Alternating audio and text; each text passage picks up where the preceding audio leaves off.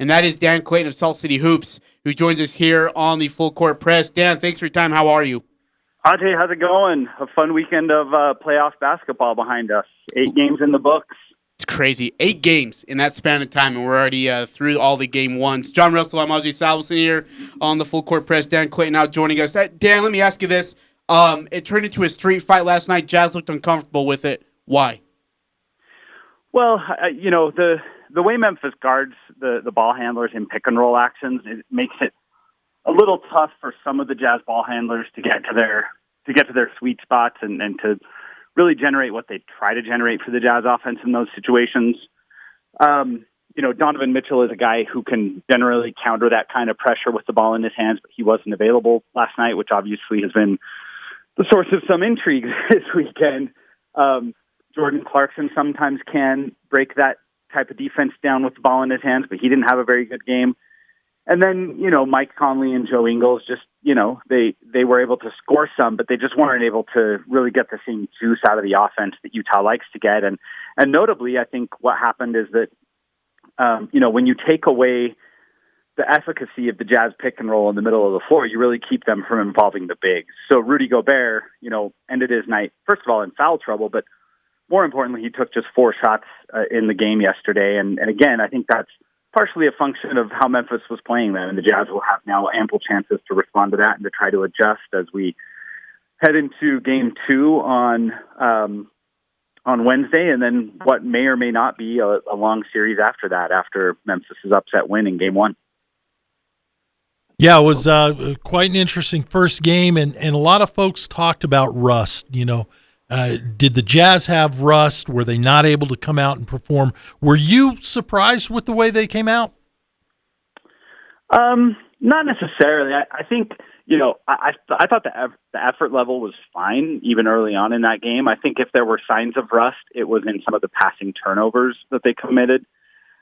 I think they had like a dozen turnovers in the first half, which is just far too many, and ended with, if I remember right, like 21 for the game. That just can't happen in a playoff game where possessions mean so much more, because playoff basketball tends to be more possession driven and slow paced and defensive. So you can't just gift the other team, all those extra possessions in playoff basketball, especially when you're having a hard time scoring. But, outside of that one issue with the turnovers, I thought the effort level was there. Again, Jordan Clarkson had a rough shooting night. George Niang had a rough shooting night. Mike Conley scored a bunch, but didn't make a lot of threes. I think it was 3 for 11 from downtown. So, maybe that's another area where not playing for a week kind of hurt the Jazz. But honestly, I think the Jazz welcomed that week off. They're an older team, and on top of just the age, a lot of their guys have been carrying heavy loads with all the injuries they've had. Mike Conley had just gotten back from an injury while he and Donovan Mitchell were both out.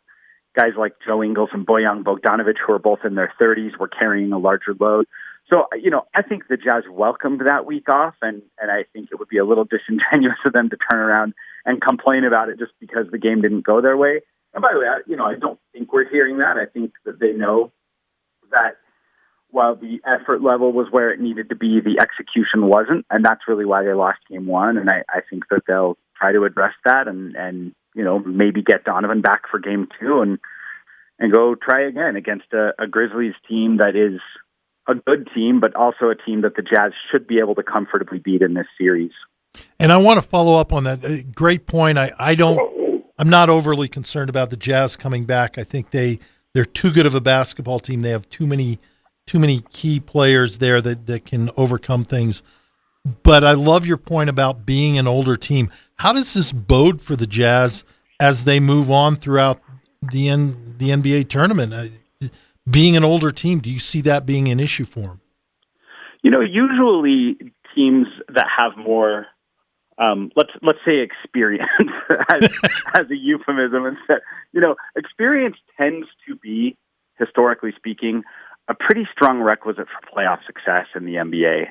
There are obviously some exceptions to that. Even, Donovan Mitchell in his first season as a rookie was able to lead the Jazz to a round 1 win. But usually when you see teams making deep playoff runs, they're teams that have guys that I like to say, and it's a little bit cliche, but I still believe it's true. Like, you kind of have to learn to lose in the playoffs before you can learn to win in the playoffs, if that makes any sense. Yep. And so I think that experience will serve the Jazz well.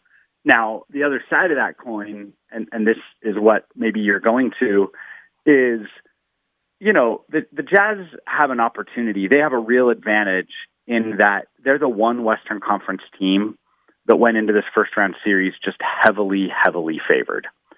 And if they don't make quick work of the Grizzlies, they're not gonna get the most out of that benefit, right? You have, Clippers Mavs locked in a tight battle. Like, that one's about as close to a 50-50 series as you're going to get, especially now that the Mavs won game one on the road, and the Jazz will face the winner of that series if they get out of the first round. Then you have, Suns and Lakers, two really good teams, two teams that consider themselves contenders. You have Nuggets and Blazers. That's going to be a close, hard-fought series. So the Jazz have a real opportunity to take care of business quickly and rest up and be ready for later rounds.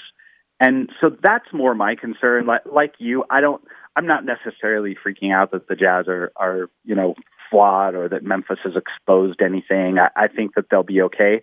But if they don't make this a 5 or 6 game series, and if they have to really go the distance, then that's going to take a toll that will erase one of the nice advantages they have. They, going into this weekend, there were 3 teams in the entire NBA playoffs that were favored, that had series win odds of 90% or greater, and that was the Sixers and the Nets in the East and the Jazz in the West. So the Jazz are the only team that, on paper, have kind of a waltz in the park series, and now it behooves them to make the series unfold that way, so that they get the advantage of rest and an opportunity to advance and take care of business later on in the playoffs. Dan, in the first hour, I talked about maybe letting Ja Morant shoot from the perimeter. Make him shoot from the outside. Don't let him get to the rim, into the restriction area, and lift up a floater. I don't know how many shots came inside the paint or how many were floaters or not, but how do you guard Ja Morant so he's not dominating inside the paint like he was last night? Yeah, I mean, that's absolutely what the scouting report says on Ja, because he is not an outside shooter, but he's really successful when he gets downhill. And it's not just him either, Ajay. The entire Memphis team took a higher percentage of their shots in that short mid-range area, so like 4 to 14 feet from the rim, than literally any other NBA team, and by a pretty wide distance. Almost a third of their shots come in that, call it the floater range or paint non-restricted, whatever you're calling it, kind of that in-between where you're not taking pull-up long twos, but you're also not getting all the way to the rim. Memphis takes a ton of those shots. And coming into this series, by the way, I looked at that and I thought, oh, that bodes well for the Jazz, because that's a part of the floor that Rudy Gobert really negates for other teams. So I was looking at that and saying, ooh, the Grizzlies have a math problem in that they really rely in this one part of the court that Rudy Gobert is able to just lock down and not allow. But what happened yesterday, I think, is that Jazz perimeter defenders just need to take a little bit more pride in staying in front of the ball and staying connected on the perimeter, because Rudy is elite at locking down the paint, within the scheme. But if you get beat off the dribble, if you get beat without a screen, now your whole defense is out of scheme. Now everybody's improvising, and Rudy Gobert's got to figure it out. As opposed to look, if Ja Morant comes around a pick, Rudy Gobert knows what his job is supposed to be in that situation. But if Jordan Clarkson or Royce O'Neal or even Mike Conley is positioned in front of Ja Morant on the perimeter, and Ja just runs right around him without a screen, without, that's more problematic. And that's what I saw more than anything else is Rudy and even Derek Favors, who, by the way, had a heck of a game. Yeah, absolutely. Favors had maybe that was maybe the most mobile I've seen him all year, just in terms of being spry and really playing with energy. But both Gobert and Favors need to be able to guard within the team structure, and that can't happen if guys are just getting beat on the perimeter. So there just needs to be a little bit more of a commitment to staying in front, or at least to sticking in what the Jazz are trying to do in terms of their funneling approach and the way they want to play defense collectively. Hey, I'm glad you recognize Favors, who really had a really good game.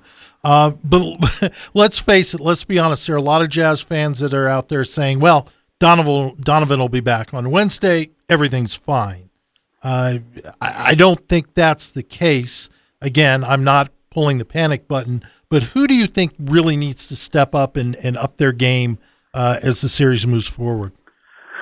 I think it's interesting because, we all know, the three of us know, anyone who watches the Jazz knows that Jordan Clarkson is really important to how the Jazz play, especially when they go to some of those hybrid, bench starter units that are a little bit more starved for offense. Jordan's ability to just go get a bucket is something that is in kind of short supply on this team. This team has a lot of ball handlers, but most of them are pick and roll ball handlers, not just guys who can kind of go out and manufacture something out of thin air. And that's really important. And it has been a big part of the Jazz's success on their way to a 52-20 record. And it's part of the reason why Jordan is either going to finish first or second in sixth man of the year voting. I do think, though, that the Jazz kind of have a decision to make in terms of how they want their offensive hierarchy to look, because Jordan Clarkson, when the season started, he was red hot, and the Jazz basically used him as a third option, right? At any given point in time, their second option was the Conley-Gobert pick and roll, and their first option was Donovan Mitchell doing something, either creating via pick and roll or creating with the ball in his hands. And the third option was Jordan Clarkson. And that was fine when he started the season shooting 50, 40, 90 for the first month of the season, right? 50 from the field, 40 from three, and 90 from the free throw line. The kid was ridiculously efficient to start the season. And so it made sense that he was using the third most possessions out of any creation option on the Jazz. Well, now, since then, for the last 3 months now, he's basically, actually almost 4 months now, he's been playing pretty inefficiently, and yet the Jazz haven't kind of restructured or reallocated the way possessions get used. Even though they have Joe Ingles, who's also a really good pick-and-roll creator, they have Bojan Bogdanovic, who's come alive over the last month. They have all these other ways that they can create efficient offense. And so I think if Jordan is going to continue to go out and, yesterday he scored 14 points, but on 16 attempts from the field. He had 4 turnovers. He had 2 free throw trips. So you're talking about a guy who used 22 possessions and gave the Jazz 14 points in those 22 possessions. Wow. That's just not good enough. And that either means that Jordan Clarkson needs to really address this efficiency funk he's been in for 3 months now, or it means the Jazz need to decide that there are other more efficient options and ways that they can, prioritize what they do within their rotation at different points throughout the game. I was watching your Twitter thread about Rudy Gobert's 6 fouls. I loved how you broke him down. There's some fans on our station that are upset with the way he was reffed, and even Rudy said yesterday it's hard to play when I don't know how they're calling it. Do you agree with that assessment, or do you feel like it was, it was right there, clear as day, how the game was being reffed, and Rudy just got himself in trouble?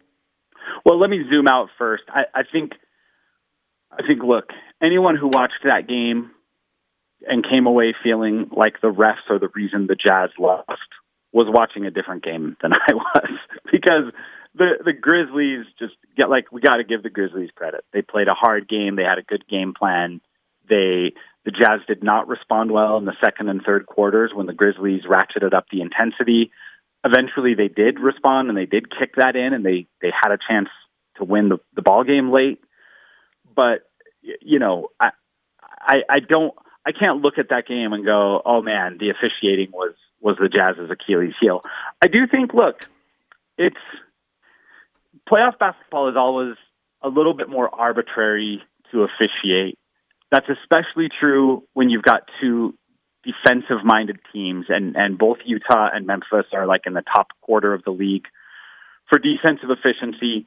And that means you're going to have some grinded-out battles. You're going to have some Greco-Roman wrestling matches in the paint. And I think that was true last night.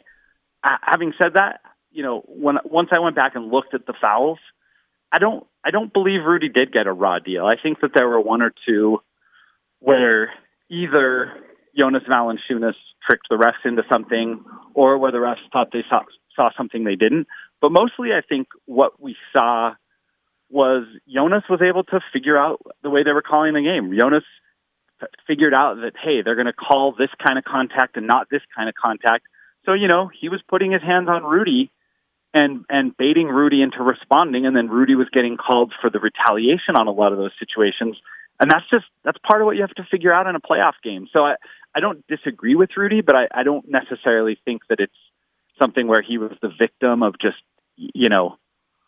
ill-advised officiating. I think what happened is he just has to figure out how to read that better. Like most of his fouls, and the thread you're talking about, Ajay, I actually went and freeze framed the moment where Rudy Gobert has two hands in the back of Jonas Valanciunas on a rebounding battle, or freeze frames the moment where Rudy has his hand in the chest of Kyle Anderson on a putback attempt. Like most of those fouls, I could point to the moment where I'm like, that's what Rudy gave the official the excuse to make that call.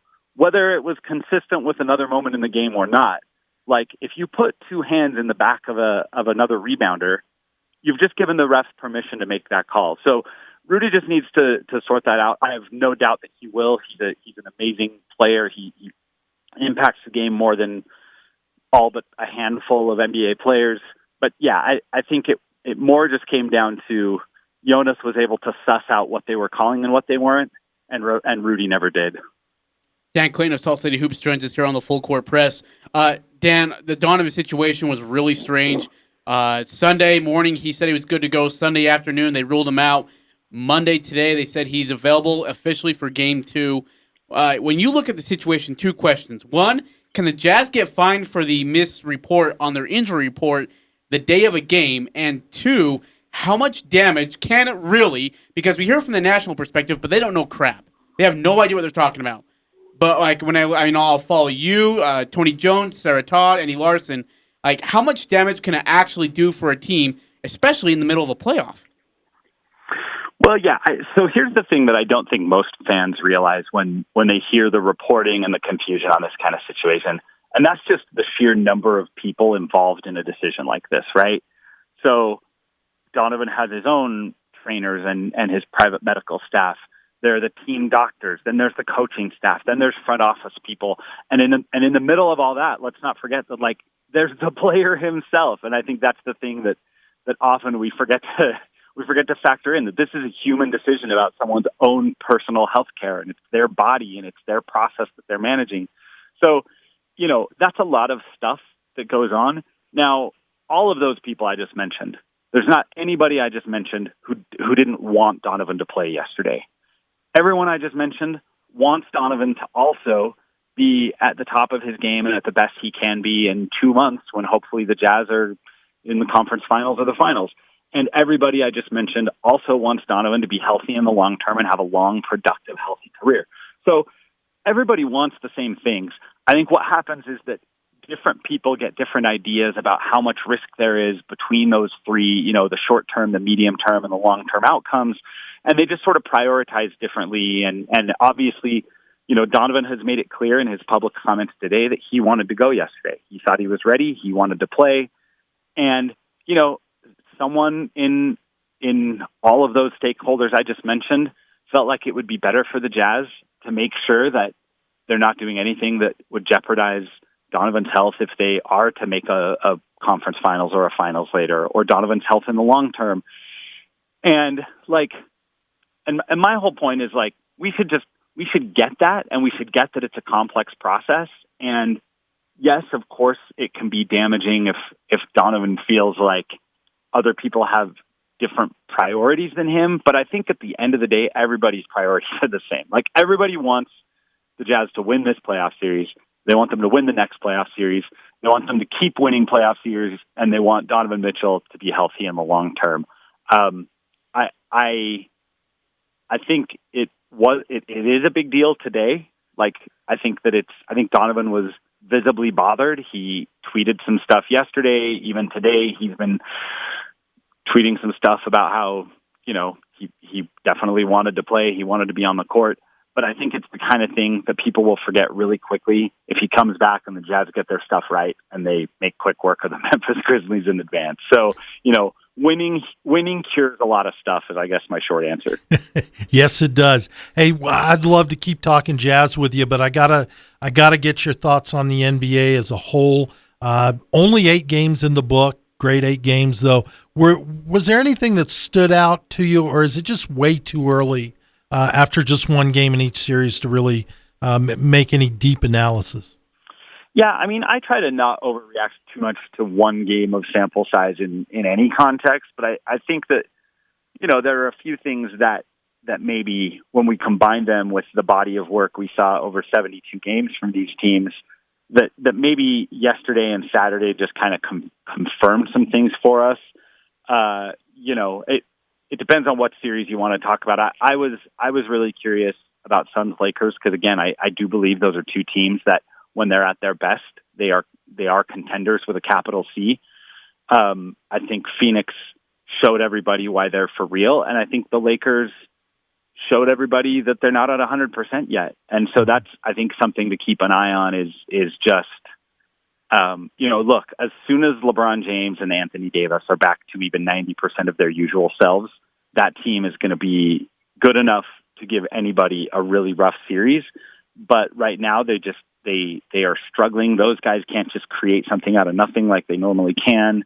Let's not forget Chris Paul hurt himself midway through that game 1 in Phoenix to the point where he couldn't dribble the ball. Like Chris Paul, who is maybe the best ball handler of our era in terms of, NBA guys with the ball in their hands and that point guard mold of point guard, he couldn't dribble the ball.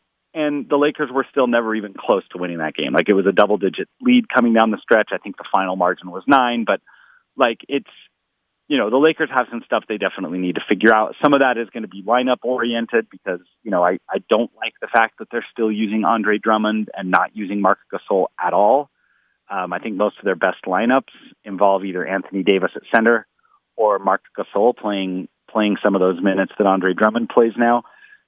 So they'll look at lineups too, but ultimately, I think what that game reminded me is that the guys need to be at 90, 95, 100% before we really can trust what we see out of 48 minutes of basketball. But I don't know if there's a particular series you wanted to talk to or banter about. Yeah, just your thoughts, but I have a deeper question for you. I'd like your thoughts on time management and whether at this point it's still such an important factor for teams. We saw Kawhi sitting out, as he always has.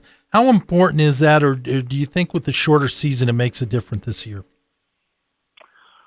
I think it always makes a difference. I think, I think that we have much more information now than we did in the John Stockton and Karl Malone days about just the benefit of not just the wear and tear that constantly playing 40 minutes a game has, but the value of recuperation time for your body, right?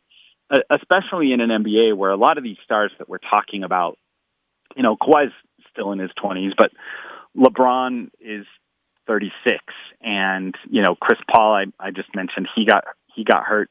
He's in his 30s, so I think guys at that age, and I'm saying this in the first person because I'm up there too.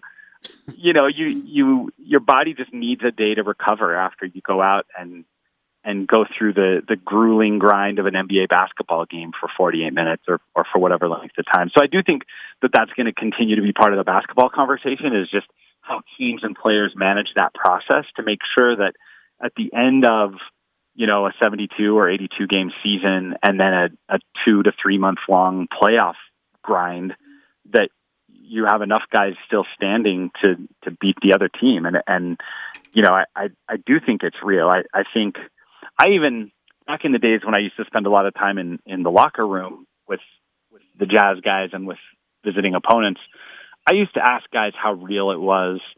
And I'll never forget something that a Jazz player said to me that I just hadn't, I was young enough and dumb enough that I hadn't really processed this yet.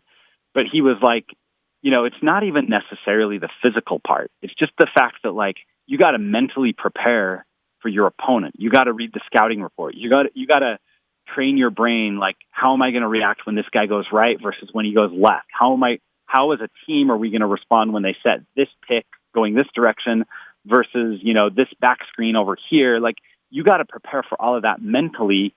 And then, the next night or 2 nights later, you got to prepare for a whole other opponent with a whole different set of tendencies.